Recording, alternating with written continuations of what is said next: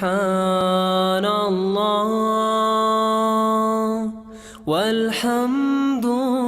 لله ولا إله إلا الله. بسم الله الرحمن الرحيم. الحمد لله رب العالمين والعاقبة للمتقين ولا عدوان إلا على الظالمين، والصلاة والسلام على أشرف الأنبياء وخاتم المرسلين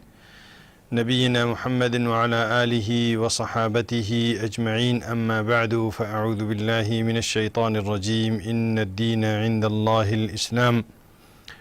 ويقول النبي صلى الله عليه وسلم: بني الإسلام على 5: شهادة أن لا إله إلا الله وأن محمدا رسول الله وإقام الصلاة وإيتاء الزكاة وصوم رمضان وحج البيت من استطاع إليه سبيلا، أو كما قال النبي صلی اللہ علیہ وسلم. صدق اللہ العظیم. ناظرین اکرام، ہم ایک دفعہ پھر آپ کو اسلام کیا کہتا ہے اس پروگرام میں آپ کو خوش آمدید کہتے ہیں، اور امید کرتے ہیں کہ آج تک ہمارے جتنے بھی پروگرام ہوئے ہیں، جتنی بھی نشستیں ہوئی ہیں، اس سے آپ کو خاطر خواہ فائدہ ہوا ہوگا. بہت سارے حضرات جو ہیں ان کا ہمیں ٹیلی فون بھی آیا کہ اس پروگرام کو آگے بھی بڑھایا جائے. انشاءاللہ اس کو آگے بھی بڑھائیں گے، اور اس طرح ہم نے ایک یہ ترتیب شروع کی ہے. تو آپ کو بتاتے چلیں کہ اسلام کیا کہتا ہے. جس طرح کی ابتدائی نشستوں میں بھی ہم نے بتایا تھا کہ اسلام ایک بہت آسان مذہب ہے اور آسان دین ہے، اور اس کے اوپر چلنا بھی بہت آسان ہے، کوئی مشکل نہیں ہے. جس طرح کہ پچھلی نشستوں سے بھی واضح ہو چکا ہے. آج کی اس نشست میں بھی ہم آپ کو کے سامنے چند معروضات پیش کریں گے کہ اگر ایک شخص جو ہے وہ اسلام کے بیسک اساسی بنیادی ارکان جو ہیں وہ ان کے اوپر چلتا رہے اور اپنی زندگی کو اس پر استوار کر لے اور اس طریقے پر اپنے آپ کو چلائے. کیونکہ اگر آپ دیکھتے ہیں تو یہ فطری تقاضا ہے کہ انسان اس کو اللہ پاک نے چونکہ پیدا کیا ہے، اور وہ خالق کائنات ہیں اور خالق انسان ہیں، کہ انسان کو بھی اللہ پاک نے پیدا فرمایا ہے. تو اس لیے اس کے متطلبات جو اس کو مطلوب ہیں، جو اس سے مقصود ہیں، یا یہ جو کام کر سکتا ہے، اس حد تک اللہ پاک نے اس سے طلب کیا ہے کہ یہ کام کریں. اور پھر اس کے اوپر جنت کی بشارتیں بھی دی گئی ہیں. جس طرح کہ پچھلی نشست میں بھی ہم نے آپ کے سامنے عرض کیا کہ بہت سارے صحابہ کرام تمنا رکھتے تھے، آرزو رکھتے تھے کہ کوئی باہر سے کوئی ایسا بدو، کوئی ایسا اعرابی، کوئی ایسا شخص آئے جو عقل مند ہو، اور وہ نبی علیہ الصلوۃ والسلام سے اس اسلام کے بارے میں، دین کے بارے میں سوالات کرے، اور وہ ان سوالات کو سنیں اور نبی علیہ الصلوۃ والسلام جو ہے اس کا جواب دیں. اسی ضمن میں پچھلی نشست میں آپ کے سامنے عرض کیا تھا کہ جو ضمام ابن ثعلبہ تھا وہ آیا اور نبی علیہ الصلوۃ والسلام سے اس نے اسلام کے بارے میں بہت سارے 4-5 سوالات کیے، اور سوالات کرنے کے بعد اس نے کہا کہ بس اس سے زیادہ میں آپ سے سوالات نہیں کروں گا، اسی پر میں اکتفا کرتا ہوں. اور اسی کی دعوت لے کر وہ اپنے قوم میں پہنچ کر جو ہے نا بڑے جوش تو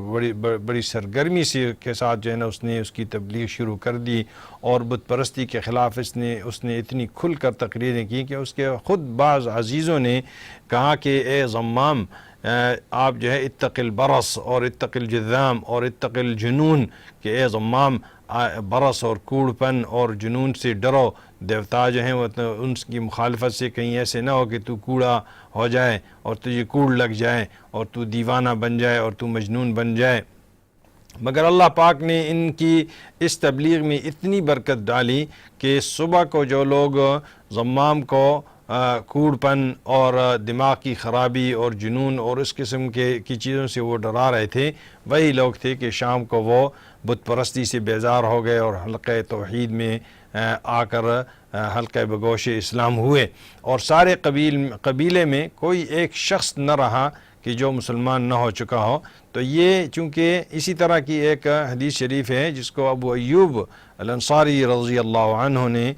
روایت کیا ہے کہ فرمایا کہ ایک ان عربیا عرض لرسول اللہ صلی اللہ علیہ وسلم وهو فی سفر، یعنی ایک اعرابی ایک بدو آیا اس وقت نبی علیہ الصلوۃ والسلام کے سامنے کہ جب حضور اقدس صلی اللہ علیہ وسلم ایک سفر میں تھے فأخذ بخطام ناقته او بزمامها، اور اس کی مہار جو ہے وہ اس کی اونٹنی کی مہار کو پکڑ کر ان کو کھڑا کیا، ثم قال یا رسول اللہ، اور پھر کہا کہ اے اللہ کے پیغمبر یا اے محمد صلی اللہ علیہ وسلم، اخبرنی بما یقربنی من الجنہ ویباعدنی من النار. تو یہی وہ آسان سے الفاظ ہیں اور آسان سے سوالات ہیں کہ جو اس شخص نے حضور اقدس صلی اللہ علیہ وسلم سے کیا، کہ دیکھیں نا کتنے سادہ الفاظ ہیں اور کتنے کم الفاظ میں اس نے کتنی بڑی بات کہہ دی اور کتنی جامع چیز کے بارے میں اس نے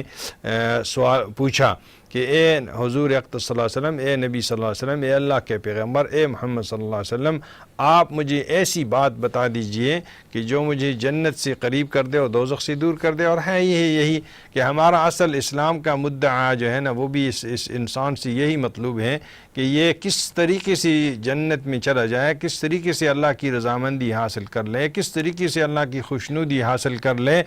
اور کس طریقے سے یہ جنتیوں میں سے ہو جائے اور ان باغات والوں میں سے ہو جائے جن سے اللہ راضی ہوتا ہے، جن کے بارے میں اللہ پاک نے قرآن پاک میں اور حضور اقدس صلی اللہ علیہ وسلم کی زبانیں بہت ساری تفاصیلیں بتائی ہیں. اس کے بارے میں انشاءاللہ ہم آپ تفصیل سے بتائیں گے آئندہ نشستوں میں. آج کی اس نشست میں دیکھیں یہ اس سوال کے اوپر ہم ذرا تھوڑا سا غور کریں کہ مجھے وہ ایسی چیز بتا دیں، اخبرنی بما یقربنی من الجنہ ویباعدنی من النار، ایسی بات مجھے بتا دیں، ایسی چیز مجھے بتا دیں کہ جو مجھے جنت کے قریب کر دے اور دوزخ سے دور کر دے. تو میں عرض کر رہا تھا کہ ہمارے سامنے یہی تو چیز ہے کہ مسلمان جو ہے وہ اسی کی کاوش میں اور اسی کے لیے لگا ہوا ہے کہ کس طریقے سے جنت میں چلا جائے اور دوزخ سے دور ہو جائے. دعا کریں ناظرین کرام کہ اللہ پاک ہمیں جنتی بنائے اور ہمیں دوزخ سے ہم سب کو اور ہمارے والدین کو دور فرمائے. تو ناظرین کرام یہ وہ سوال تھا، جامع سوال تھا جو اس شخص نے کیا. تو پھر جب یہ سوال کیا قال فکف النبی صلی اللہ علیہ وسلم ثم نظر فی اصحابہ، تو پھر حضور اقدس صلی اللہ علیہ وسلم کو نے اپنے رفقا کی طرف دیکھا اور ان کو متوجہ کرتے ہوئے فرمایا، پہلے اپنے اس اونٹنی کو روکا اور روکنے کے بعد پھر اپنے ساتھی صحابہ کرام رضوان اللہ علیہم اجمعین جو حضور اقدس صلی اللہ علیہ وسلم کے ساتھ تھے اس سفر میں. ظاہر ہے کہ یہ سفر کسی تبلیغ کے لیے، اسلام کو پھیلانے کے لیے حضور اقدس صلی اللہ علیہ وسلم نے یہ سفر شروع کیا تھا. تو بہت سارے رفقا اور بہت سارے صحابہ رسول اللہ صلی اللہ علیہ وسلم جو ہے نا وہ بھی ان کے ساتھ تھے. پھر ان کو اس سوال کی طرف متوجہ کر کے فرمایا کہ دیکھیں اس شخص کو اچھی توفیق ملی ہے کہ یہ لقد وفق او لقد ہدی، قال کیف. پھر اس شخص کو پھر دوبارہ اس سے کہہ رہا ہے کہ اپنے صحابہ سے متوجہ کر کے ان سے کہہ رہے ہیں کہ اس شخص کو اللہ پاک نے بہت بہتر توفیق دے دی ہے، بہت ہدایت دے دی ہے کہ اس نے اس قسم کا سوال کیا ہے. اب اپنے اس شخص کی طرف پھر متوجہ ہو کر حضور اقدس صلی اللہ علیہ وسلم نے اس شخص سے کہا کہ آپ اپنا سوال جو ہے وہ دوبارہ ذرا ریپیٹ کر لیں، آپ اپنا سوال دوبارہ پیش کریں، آپ نے کیا کہا، آپ اپنے الفاظ دوبارہ دہرا دیجئے. تو پھر اس نے کہا کہ فأعاد، اس شخص نے اپنے سوال کو دہرایا. فقال النبی صلی اللہ علیہ وسلم، جب اس شخص نے اپنے سوال کو دہرایا اور حضور اقدس صلی اللہ علیہ وسلم نے توجہ سے اس سوال کو پھر سنا اور تمام صحابہ کرام رضوان اللہ علیہم اجمعین جو اس وقت ان کے ساتھ موجود تھے تو انہوں نے بھی اس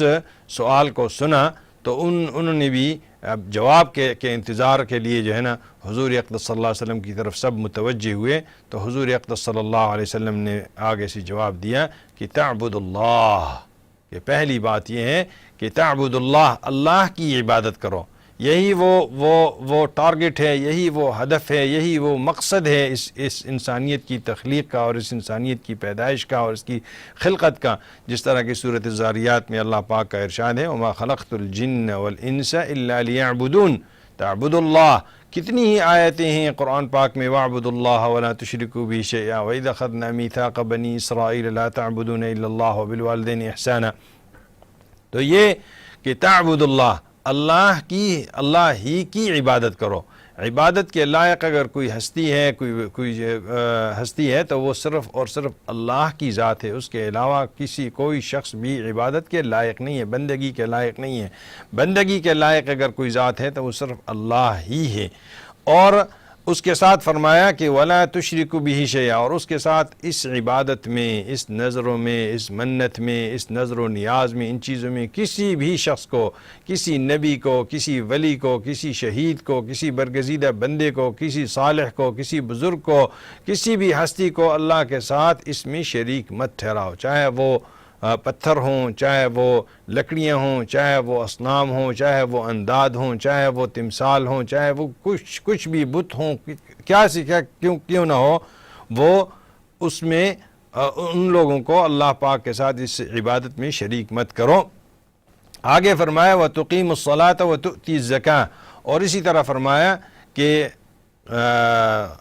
نماز جو ہے وہ قائم رکھو۔ یہاں بھی انشاءاللہ نماز کے بارے میں ہم ایک مفصل اس کے بارے میں بھی نشست رکھیں گے کہ اقامت الصلاح کا کیا مطلب ہے۔ اور اسی طرح فرمایا آگے کہ وَتُؤْتِي الزَّكَاةَ، کہ زکوٰۃ کی ادائیگی اپنے وقت کی کیا کرو۔ اور اسی طرح آگے فرمایا وَتَصِلُوا الرَّحِمَ، اور اگلا اس کو بتایا۔ یعنی یہاں ابھی آپ دیکھیں کہ اپنے عزیز اقارب رشتہ دار جو قریبی، جتنی بھی آپ کے قریبی ہیں، ان کے ساتھ مواصلت رکھو، اور ان کے ساتھ صلہ رحمی کرو، اور ان کے ساتھ میل ملاپ رکھو، اور ان کا پوچھا کرو، اور ان کی متطلبات اگر آپ دے سکتے ہوں تو وہ پوری کرنے کی کوشش کرو، ورنہ کم از کم ان کے ساتھ رابطہ رکھو اور ان کے ساتھ کانٹیکٹ رکھو۔ پھر آگے فرمایا کہ دع الناقہ، پھر اس اعرابی کی طرف یہ جوابات دے کر یہ 4-5 چیزیں اللہ کے نبی اللہ کی عبادت کرو، اللہ کے ساتھ کسی کو شریک مت ٹھہراؤ، اسی طرح اقامت الصلاح، نماز قائم کرو، اور اسی طرح زکوٰۃ کا ادا کرو، اور تصل الرحم، اور صلہ رحمی کرو۔ یہ 5 باتیں بتا کر پھر ان نبی علیہ الصلوۃ والسلام نے اس اعرابی سے، اس بدو سے کہا کہ اب میری اس اونٹنی کی مہار کو چھوڑ دو۔ تو اس حدیث شریف میں آپ میں دیکھتے ہیں کہ حضور اقدس صلی اللہ علیہ وسلم نے جنت سے قریب اور دوزخ سے، جہنم سے بعید کرنے والے اعمال جو ہیں وہ صرف اللہ کی بندگی، اللہ ہی کی عبادت، اور اسی طرح اقامت الصلاح، اور اسی طرح زکوٰۃ کی ادائیگی، اور صلہ رحمی، اور ان چیزوں کو، اور اللہ پاک کے ساتھ شرک نہ کرنا، انہی 4-5 باتوں کا ذکر فرمایا۔ حتیٰ کہ اس حدیث شریف میں حضور صلی اللہ علیہ وسلم نے روزے اور حج کا بھی ذکر نہیں کیا۔ تو اس کا یہ مطلب نہیں ہے کہ آدمی کے لیے بس یہی کافی ہیں، نہیں، یہ 4-5 باتیں جو ہیں یہ سب سے، اس کے علاوہ بھی فرائض ہیں، اس کے علاوہ بھی واجبات ہیں، اور وہ بھی کوئی غیر ضروری نہیں ہے اور غیر اہم نہیں ہے، ایسا سمجھنا جو ہے نا، اگر کوئی شخص اس حدیث کو لے لیتا ہے اور وہ کہتا ہے کہ جی یہ تو اس حدیث شریف میں یہی ہے، میں یہی کام کرتا رہوں تو میرا بیڑا پار لگ جائے گا، نہیں، یہ اہم باتیں بھی حضور اقدس صلی اللہ علیہ وسلم نے بتائیں، لیکن اس کے ساتھ اور بھی واجبات ہیں، اور بھی ضروریات ہیں، اور بھی فرائض ہیں جو پورے کرنے ہیں۔ کہنے کا مقصد یہ ہے کہ یہ چیزیں اگر اس پر پورا انسان اتر جائے، اور یہ مسلمان ان چیزوں کو اپنی زندگی میں لے آئے، اور یہ اس کے اعمال بن جائیں، تو اللہ پاک اس کو اس چیز کے اوپر جنت دیں گے، اور اللہ پاک اس کو جنت کے قریب کریں گے اور جہنم سے دور کریں گے، جس طرح کہ شروع کا سوال ہی یہی تھا۔ اور حضور صلی اللہ علیہ وسلم چونکہ شفیق مربی تھے، اور شفیق مربی ہیں، اور شفیق معلم ہیں، تو ایک شفیق مربی ہونے کی حیثیت سے اس وقت کے لحاظ سے جس طرح کہ ایک شفیق مربی، استاذ، ایک معلم جو ہے وہ شاگرد کو اس وقت کے لحاظ سے وہ باتیں بتا دیتا ہے جو اس کے لیے اس وقت ضروری ہوں، تو ایسی ضروری باتیں انہوں نے بتا دیں کہ جو کسی بھی استاد سے، اور پھر حضور اقدس صلی اللہ علیہ وسلم کی شفقت اپنی امت کے اوپر، اور خاص کر پھر ایسے لوگوں کے اوپر تو صاف اور بین ہے، بہت ساری احادیث، یہ حدیث بھی اس کے اوپر دلالت کرتی ہیں۔ تو اگر اس حدیث شریف میں روزے کا یا جہاد کا یا حج کا ذکر نہیں کیا گیا ہے تو اس کی یہ وجہ نہیں ہے کہ ان کو، اس سائل کو انہی 4 باتوں کی تذکیر اور ترغیب جو ہے اس کی خاص ضرورت تھی، بلکہ اس کا سبب یہ ہے کہ عموماً انہی 4 چیزوں میں لوگوں سے کوتاہی زیادہ ہوتی ہے، آپ بھی دیکھتے ہیں، ہم اپنی پریکٹیکل معاشرتی زندگی میں اپنی نیچرلی طبعی جو زندگی ہے ہم اس میں دیکھتے ہیں کہ ہم سے اقامت الصلاح، یہ جو نماز کی پابندیاں ہیں، اسی طرح زکوٰۃ کی ادائیگی اور اسی طرح صلہ رحمی میں کتنی کوتاہیاں ہم سے ہوتی ہیں اور کتنی غفلتیں ہمارے بھائیوں اور ہمارے بہنوں